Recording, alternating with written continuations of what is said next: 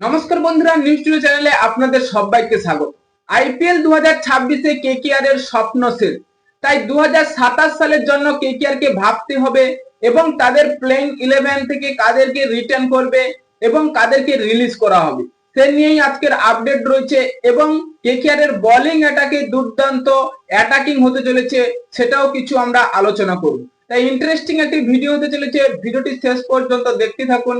KKR এর fan হলে ভিডিওটিকে করো লাইক এবং ভিডিওর কমেন্ট বক্সে লিখে জানিয়ে দাও আমি কেকেআর। হ্যাঁ বন্ধুরা, আইপিএল 2026-এ কেকেআর কে প্রথমে যখন আমরা দেখেছিলাম ভেবেছিলাম যে এরা কি একটাও ম্যাচ জিততে পারবে, কিন্তু সেখান থেকে যে কেকেআর কামব্যাকটা করেছে সত্যি কেকেআর এর জন্য একটি দুর্দান্ত অ্যাচিভমেন্ট।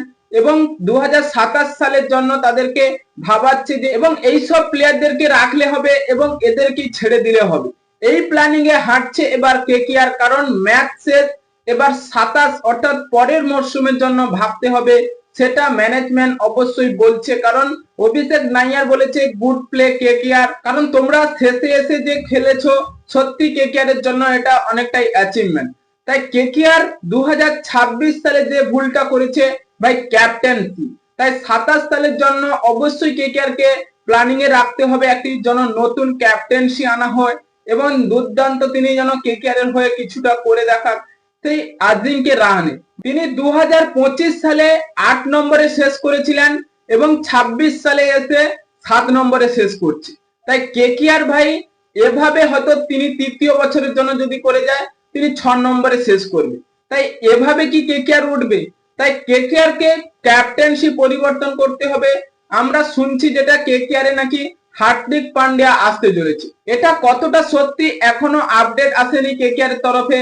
তাই কেকেআর এর জন্য যদি হার্দিক পান্ডিয়া চুজ করতে পারে তাহলে আমাদের মতে ভালো হবে। কারণ 25 কোটি ক্যামেরন গ্রিন তিনি যা খেলছে কেকেআর এর জন্য অতটা কমফোর্টেবল নয়, তার পরিবর্তে যদি আমরা হার্দিক পান্ডিয়াকে দেখি অবশ্যই কমফোর্টেবল লাগবে। কারণ তিনি ক্যাপ্টেন করতে পারে এবং ফিনিশিং খেলতে পারে, বিশ্বের 1 নম্বর অলরাউন্ডার সেই হার্দিক পান্ডিয়া। তাই অবশ্যই হার্দিক পান্ডিয়া যদি চুজ করে ভাই আমাদের মতে অবশ্যই ভালো লাগবে। এবং কেকেআর এর অনেক প্লেয়ার যারা প্লেইং 11 এ সুযোগ পায়নি এবং 2026 সালে না খেলেও তাদেরকে ডাগ আউটে বসিয়ে রাখা হয়েছে, সেই রাচি রবীন্দ্র এবং আমাদের ফাস্ট বোলার উমরান মালিক ভাই, এই সব ক্রিকেটারদের খেলানো হয়নি।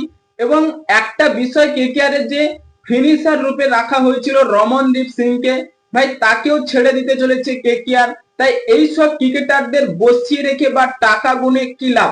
যাদেরকে কোনো খেলানোর প্ল্যানিং নেই তাদেরকে রেখে কেকেআর দল ভারী করলে তো হবে না, তাদের পরিবর্তে যদি অন্য কোনো ক্রিকেটারকে আনা যায়। তাই কেকেআর সেই প্ল্যানিং এ হাঁটবে 2027 সালে। কেকেআর 2027 সালের জন্য একটি ভালো দিক আমরা দেখতে পাচ্ছি, সেটা হচ্ছে বোলিং অ্যাটাক। হ্যাঁ বন্ধুরা, কেকেআর এর বোলিং অ্যাটাক 2027 সালে প্রত্যেক দলের থেকে এবার অনেকটাই ভালো হবে। কারণ সেই সৌরভ দুবের মতো ইয়ং ক্রিকেটার এই বোলিং অ্যাটাকটা যে এতদিন কেকেআর খেলায়নি কেনই ভাবতে পারছি না। কারণ তিনি যা খেলেছে বা তার যে বোলিং অ্যাটাক ভাই সত্যি কেকেআর কে ভাবাবে 2027 সালে।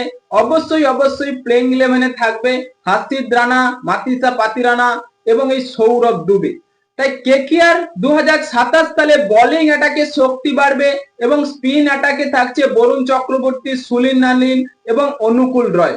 হ্যাঁ বন্ধুরা, আপনাদের কি মনে হয় কেকেআর 2027 সালে কেমন বোলিং অ্যাটাক হতে চলেছে? তাই আপনাদের মতামত কমেন্ট বক্সে লিখে জানিয়ে দিন এবং চ্যানেলটি সাবস্ক্রাইব করে আমাদের পাশেই থাকুন। ভিডিওটি শেষ পর্যন্ত দেখার জন্য আপনাকে অসংখ্য ধন্যবাদ।